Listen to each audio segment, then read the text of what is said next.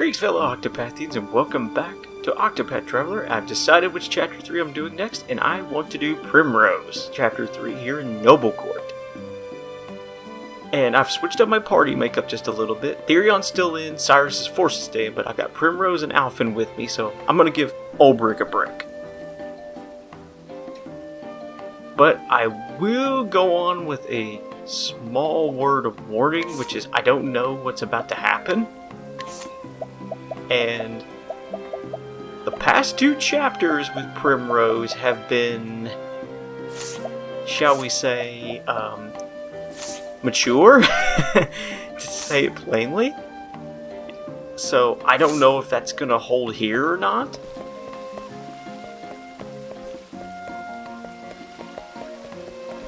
Oh!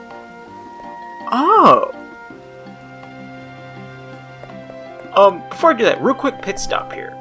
I believe I have Tharatio's stuff. Yeah, his tools of learning. Let me do this real quick since I'm standing. Oh! These study materials, are you saying these are for me?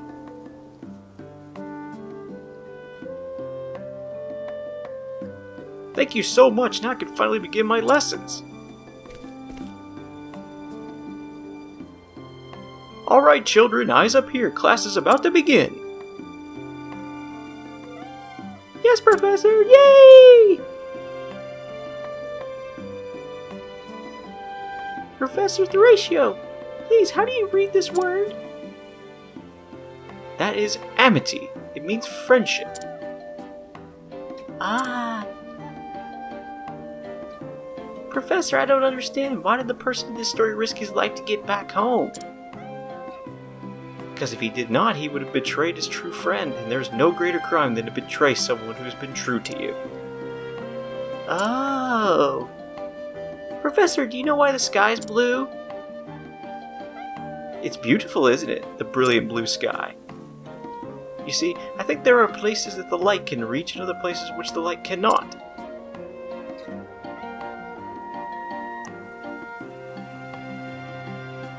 Oh.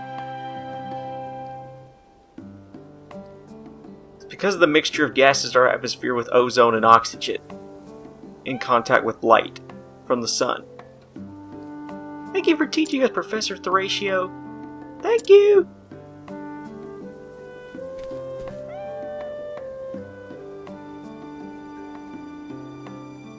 It was a good lesson. What wonderful, pure-hearted children. And it seems that the adults in the village will be happy to continue teaching the children once I leave. Now I may be even more determined than ever to travel to other lands and continue spreading knowledge. I can't wait to see those children dedicate themselves to their studies and grow into fine adults. There is truly nothing like study. Thank you again for helping me toward achieving my goals. I will set out to bring learning to the children of another land. I hope your own travels are kind to you. Yeah, pay up. You took up enough of my time. I figured that'd just be like a minute. But nope. Alright. Primrose Chapter 3. Heeding the words of the dying crow, you have come to Noblecourt, where you hope to find the truth that has eluded you for so long.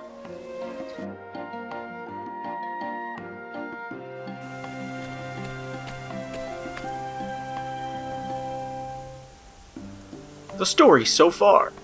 In the town of Stillsnow, Primrose got her first taste of revenge. There she struck down the left wing of the crow, driving the dagger engraved with her family's words into his breast. Faith shall be your shield. The words had served her well. Now, two remain. The man with the mark on the right arm, and the foulest bird of all, with the mark on his neck. Go home to Noblecourt, she was told. There you will find the truth you seek. But will this truth bring her peace or further pain?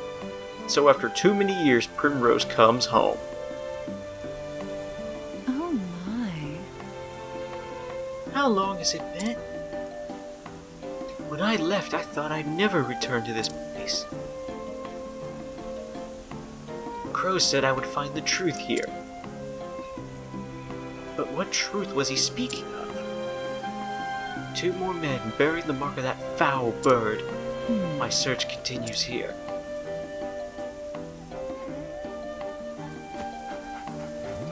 Look, that young lady! Is that not Lady Primrose?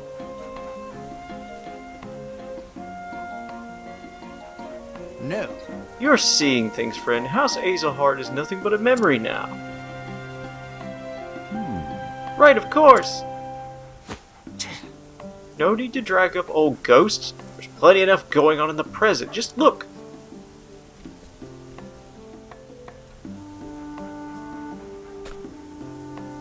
What's happening over there?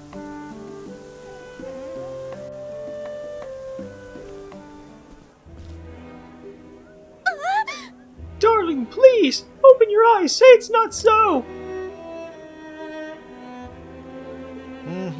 Crying shame, that. Just as his business was about to take off. Just so. Rumor has it he voiced his displeasure with his lordship a bit too loudly, if you catch my meaning. That's why I keep my mouth shut, lest I end up dead on the street like that poor sod. What? Murder. In Noblecourt of all places. But... When I was young, Father of the City Watch saw that hardly a crime was committed here. What has become of this place since I left?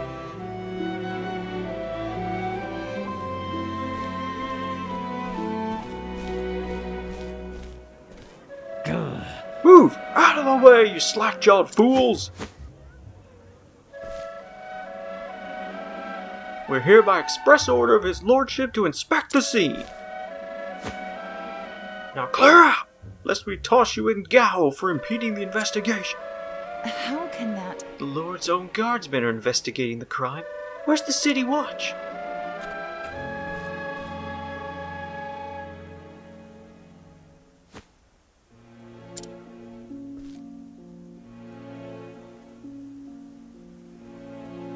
Hey... I know that man.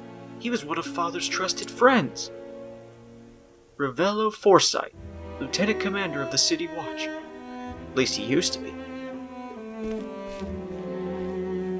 So he was spared the wrath of the crows, at least.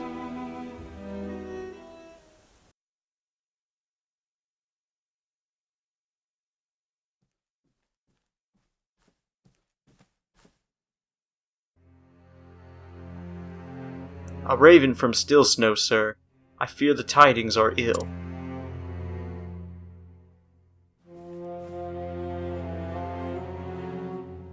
Master Rufus is, Oh? So the left wing has been clipped.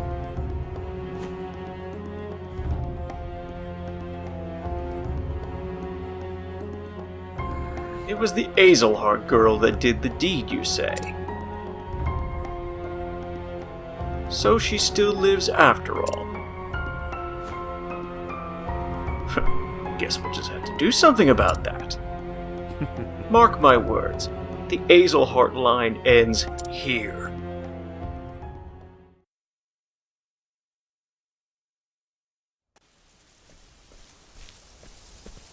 Could it be? Lady Primrose? Is it truly you, Lady Primrose? Impossible. I know that voice.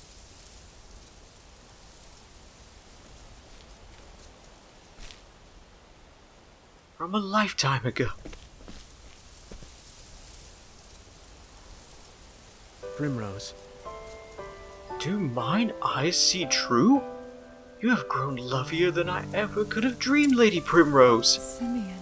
Simeon. Where have you been all these years? Not here, that's for certain.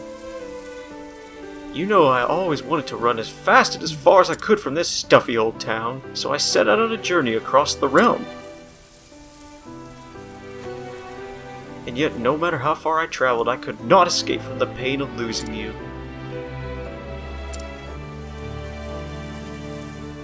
Of course. These days I make a living as a playwright of sorts. I pen dramas and tragedies for the stage. You always did have a way with words. I swore I would never return to this place. Then one day I felt an odd yearning. And no sooner did I arrive that I am reunited with you. Fate is a mysterious thing, is it not? Primrose. But enough about me. Where have you been all these years, my love? How do I even tell him? There is not a thing I can say without sullying his memories of me forever. I'm sorry. My apologies, that was too forward of me. You needn't say a thing. Besides, I can imagine all too well without hearing a word. Life has not been kind to you, and though you have grown all the more beautiful through the hardships you no doubt suffered,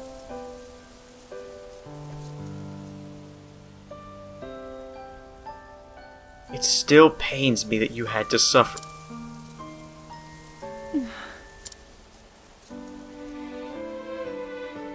Simeon's gentle words stirred something in Primrose, a feeling she had not felt in many years.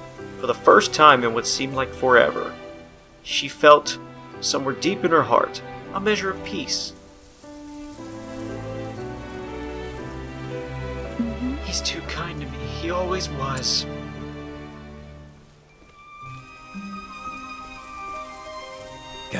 Oi! What are you two doing loitering about? That looks like a spot of trouble I'd just as soon avoid. Come, my lady, let's find somewhere we can chat in private. Ah!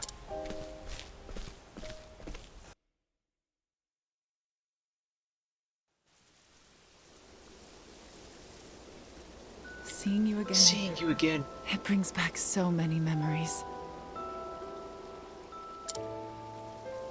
Memories of my childhood days in this town. Yeah, sorry, I started talking. I could never understand why my father was so strict with me. I was always running off to the gardens for a good cry. And that was where I would find you, and find an excuse to shirk my duties as gardener's apprentice.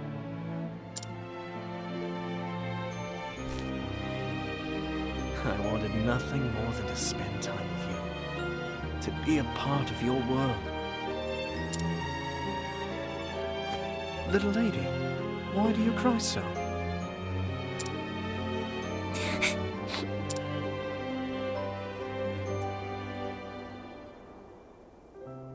We couldn't help but be drawn to one another, like the bees drawn to the nectar of the fragrant blooms.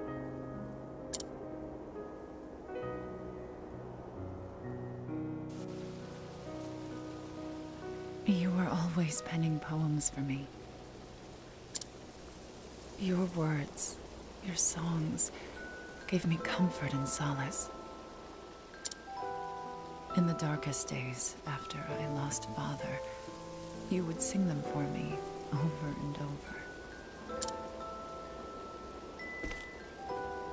To tell the truth, Primrose, I left this town to search for you.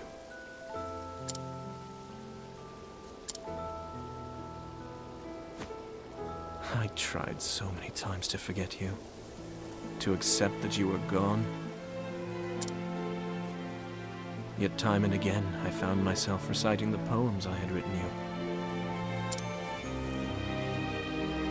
Can you forgive me, Primrose? There is nothing to forgive. It was all so very long ago. I too have moved on from those days. I have found my own reason to go on.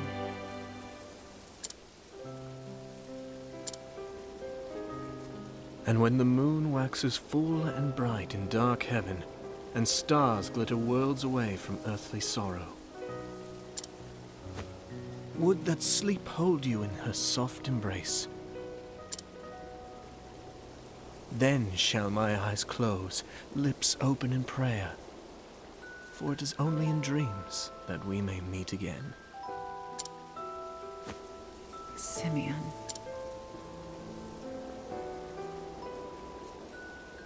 And then there was silence. That moment there was nothing that words could convey.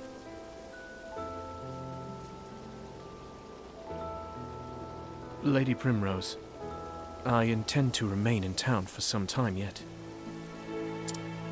I still have not forgiven myself, knowing that I could not do more for you.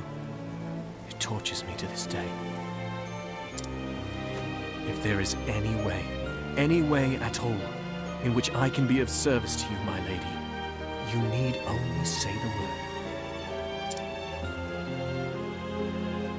Thank you, Simeon.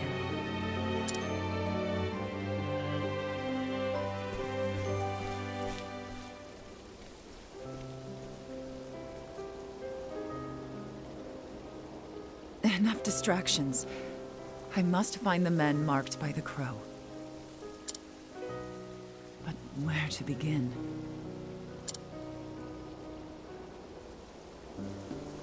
How about try your old house?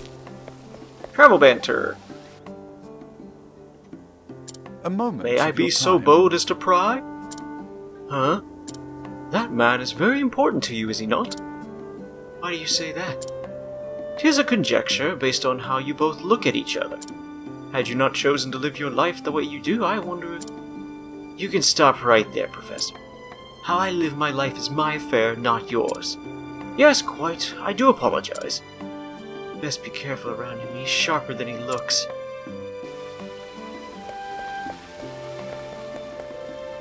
Next cutscene, right down the stairs.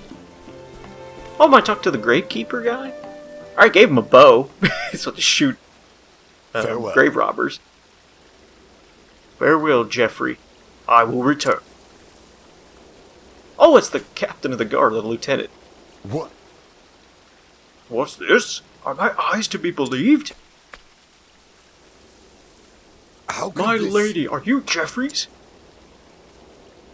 It's been too long, Master Forsyth. Lady Too Primrose? long indeed. We all knew you would grow to be a great beauty. Even still, I feel as though I'm standing before a vision from the heavens. Brings me great joy to know you are well, my Lady Primrose. As it does me, to see you hale and hearty, Master Forsyth. Thank the gods. Age has stooped my back and blurred my eyes. Just seeing you before me, I thank the gods for blessing me with long life. You flatter me overmuch, my good sir. I was just paying Geoffrey a visit, as I do from time to time. You should do the same, Lady Primrose. Let your father bask in your beauty as well. No. No. I cannot face father, not yet. Before that, there is something I must do. I am sorry to hear it, my lady. But where have you kept yourself all these years? There are many here who would have been more than happy to take you in. I have been on a journey of sorts, if you must know the truth.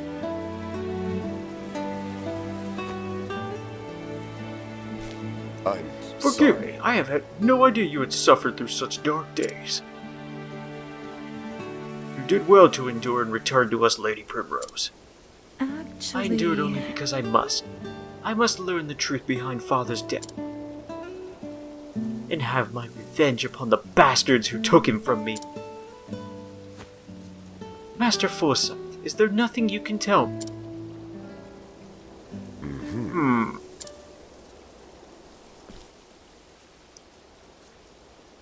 There was a time when I too spared no effort in trying to unravel the secrets behind Lord Geoffrey's murder. But in the end I was left wishing I never had. My lady, I urge you to tread lightly. This business will be the death of you if you do not watch your back. I'm ready for whatever may come. I know what Very I well. was- Come with me, and I will tell you what I know.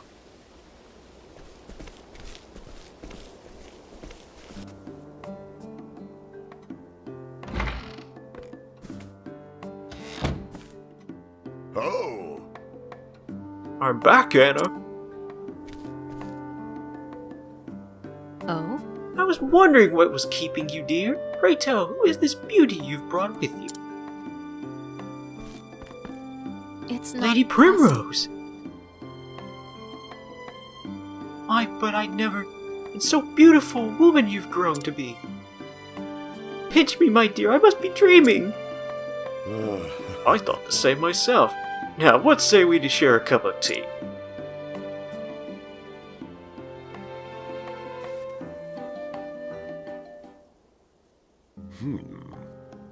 And so, from that dark day onward, the balance of power here in Noblecourt shifted, and shifted dramatically.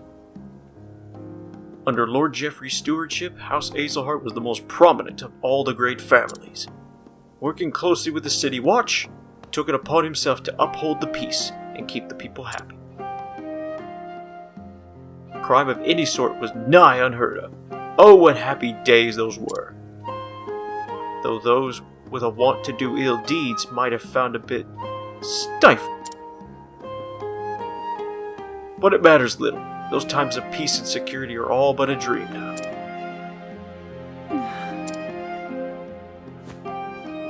In the chaos and disorder that followed the fall of House Azelhart, a group of men seized power. They called themselves the Obsidians. They began their operation peddling illicit tinctures back when your father still lived. Working in the shadows just out of the sight of Geoffrey's watchful eye, they made one shady deal after the next, filling their coffers and making powerful friends. Swayed by the influence of their coin, countless once lawful men cast their lot with these villains, and the ones that didn't... Captain Albus commanded the city watch in those days. Maybe you remember him. He was Lord Geoffrey's right hand, and the most just and honorable man I've been privileged to know. Unfortunately, his code of honor put him at odds with the Obsidians, so they took action. Murdered like my father. And then... Absent his leadership, the city watch collapsed, and the Obsidians seized power with the greatest ease. I spent years trying to follow the trail of corruption, to find who it led to, where the blood money flowed. In the end, I found that I was up against an opponent too evil. I have faced innumerable threats to my own life. Two of my cohorts from the Watch, who worked tirelessly to help me try to track down the truth, were murdered in cold blood. Honor and justice are long dead here, never to return. I'm an old man now, and I grow weary of this battle. I am but a minor landowner with no influence of which to speak. All I can do is bring flowers to Geoffrey's grave. Lady Primrose? There is nothing more I can do for him, or for you, and so I beg of you, Lady Primrose, leave this place. Trust me, my lady. Were your father here, he would tell you the same.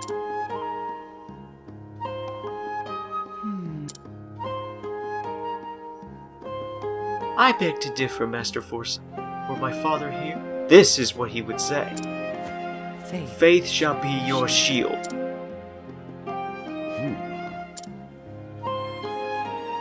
Mayhap you are right. Mayhap I have only twisted my memories of Geoffrey to ease my regret at my own cowardice. Forgive me, my lady, I do you a dishonor.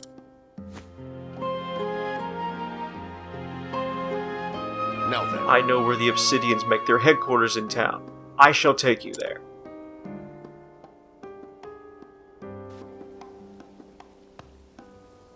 Lady Primrose. I will wait for you here, my lady. Pray tell me whenever you are ready to depart.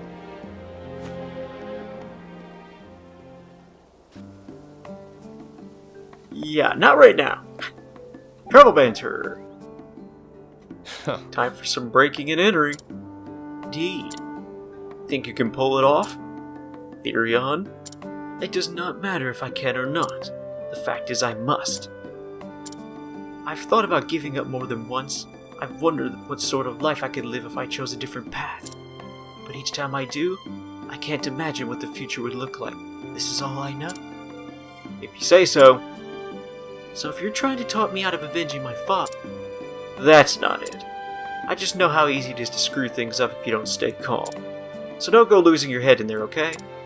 Stay calm. I'll remember. Thank you, Theory. How quaint.